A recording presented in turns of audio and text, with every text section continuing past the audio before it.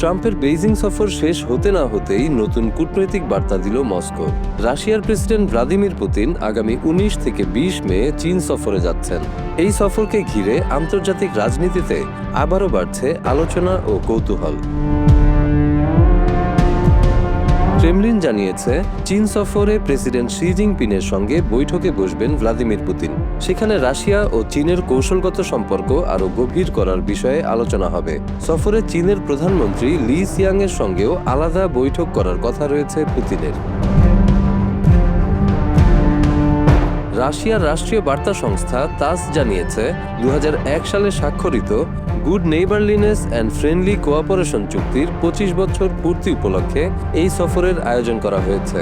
দীর্ঘদিন ধরেই এই চুক্তিকে মস্কো বেইজিং সম্পর্কের অন্যতম ভিত্তি হিসেবে দেখা হয়। পুতিনের এই সফরের খবর এসেছে ট্রাম্পের চীন সফর শেষ হওয়ার মাত্র একদিন পর।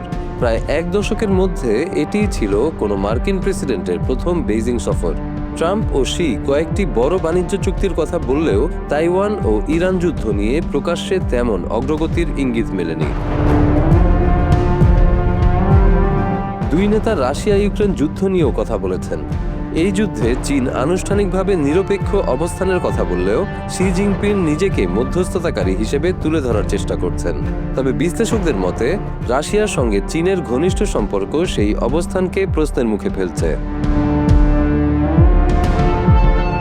২০২২ সালে ইউক্রেনে রাশিয়ার পূর্ণমাত্রার আগ্রাসনের ঠিক আগে পুতিন ও শি সীমাহীন বন্ধুত্বের ঘোষণা দিয়েছিলেন। এরপর থেকে পশ্চিমা নিষেধাজ্ঞার মুখে মস্কোর অন্যতম বড় ভরসা হয়ে ওঠে বেইজিং। বিশেষ করে রুশ তেল ও বিভিন্ন পণ্য কেনায় গুরুত্বপূর্ণ ভূমিকা নেয় চীন।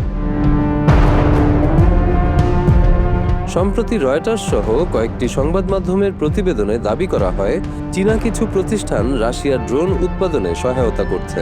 অভিযোগ রয়েছে, ইন্ডাস্ট্রিয়াল রিফ্রিজারেশন ইউনিট নামে ভুল লেবেল লাগিয়ে ড্রোনের ইঞ্জিন রাশিয়ায় পাঠানো হয়েছে, যদিও বেইজিং এসব অভিযোগ অস্বীকার করেছে। গত আগস্টে চীন সফরের আগে পশ্চিমা নিষেধাজ্ঞাকে বৈষম্যমূলক বলে মন্তব্য করেছিলেন পুতিন। একই সঙ্গে তিনি চীনের প্রশংসাও করেন। বর্তমানে বাণিজ্যের পরিমাণে চীনই রাশিয়ার সবচেয়ে বড় অংশীদার। দুই দেশের বেশিরভাগ লেনদেন এখন রুশ রুবল ও চীনা ইউয়ানে সম্পন্ন হচ্ছে।